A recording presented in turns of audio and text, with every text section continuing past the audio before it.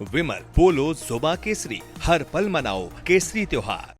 ये दरअसल क्या वाकई ये दुखती हुई रग है क्या भारतीय जनता पार्टी की कि भाई फिर आएंगे 27 में अखिलेश, फिर चलाएंगे पिछड़ा दलित आदिवासी का नैरेटिव, फिर 90% चंक एक तरफ खड़ा हो जाएगा, संविधान की बात होगी, दलित जाएगा विपक्ष के साथ जाता दिखेगा 2024 की तरह।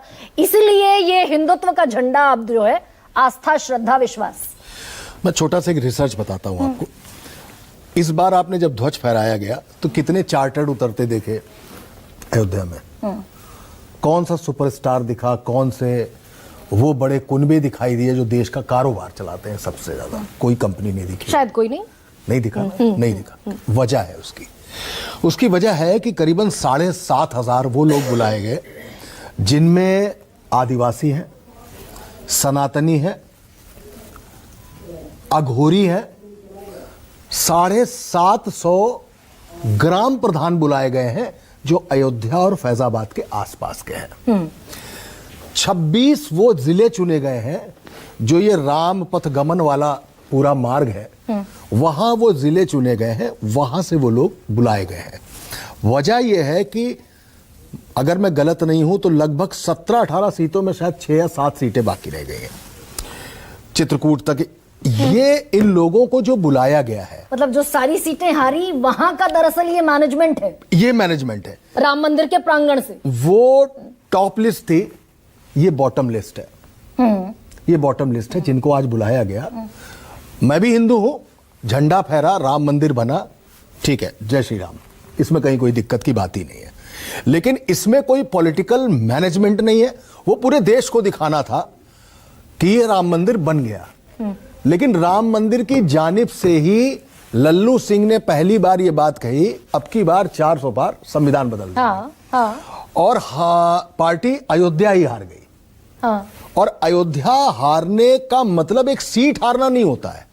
अयोध्या हारने का मतलब वो सीट हारना होता है जहां से भारतीय जनता पार्टी का इंडक्शन हुआ है। इस देश में भारतीय जनता पार्टी जहां आई है वो उस राम मंदिर आंदोलन से ही आई है।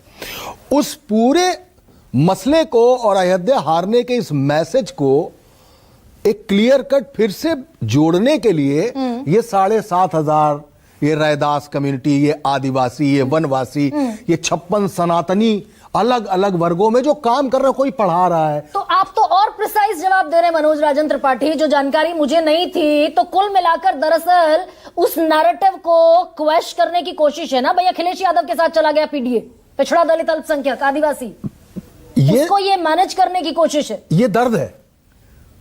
भारतीय जनता पार्टी अगर उत्तर प्रदेश में लोकसभा चुनाव में सिर्फ उतनी सीटें ले आती जितनी सीटें पिछली बार थी, 62 आ जाती, तो आज हम ये नहीं कहते कि एनडीए की सरकार है। आज किसी नीतीश बाबू की या चंद्रबाबू नायडू की बैसाखी वाली सरकार नहीं कही जाती। लिहाजा भारतीय जनता पार्टी को यह जरूरत है कि उस उत्तर प्रदेश में जहां से दिल्ली की सत्ता का रास्ता गुजरता है, उस रास्ते को बहुत कायदे से फिर समेटा जाए। वो योगी आदित्यनाथ और अमित शाह की बात अलग करूंगा बाद में आपसे कि वो मसला अलग चल रहा है। लेकिन आज इस कार्यक्रम के पीछे की पॉलिटिकल वजह नहीं थी। और जात ना पूछो, ये जो सब कुछ लगा हुआ था वहां पे, ऐसा नहीं है। वरना आज ध्वजा थी, आज अंत था। आज वो जो 492 साल का इतिहास जो आज पूरा होने जा रहा था, उस इतिहास की अंतिम ध्वजा फहराई गई थी।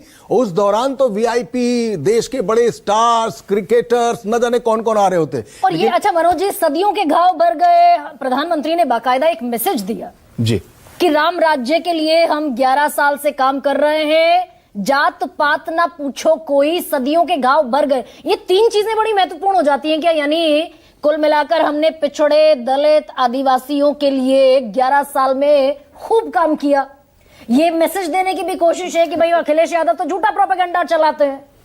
इसमें कोई दो राय नहीं है कि भारतीय जनता पार्टी की जितनी भी योजनाएं हैं, चाहे वो घर हो, गैस हो या अनाज हो, ये सारी चीजें सभी को मिल रहा है। कैटेगराइज करके किसी को नहीं दिया जा रहा है। ये बिल्कुल सच है। मुसलमानों को भी मिल रही है। हम मुसलमानों को भी मिल रही है। लेकिन फिर वही बात है कि एक मूंगफली का दाना सूट करता है भारतीय जनता पार्टी को, जिसमें 3 दाने होते हैं, अगड़ा, पिछड़ा, दलित। और पिछली लोकसभा चुनाव में यह मूंगफली के दाना तोड़ दिया गया। और यह दाना जब तोड़ा जाता है तो उसमें दलित भी किनारे हो जाता है, पिछड़ा किनारे हो जाता है, अगड़ा किनारे हो जाता है, और पार्टी की हालत लोकसभा चुनाव में बिगड़ने लगती है। नहीं, लेकिन यहाँ पे बड़ा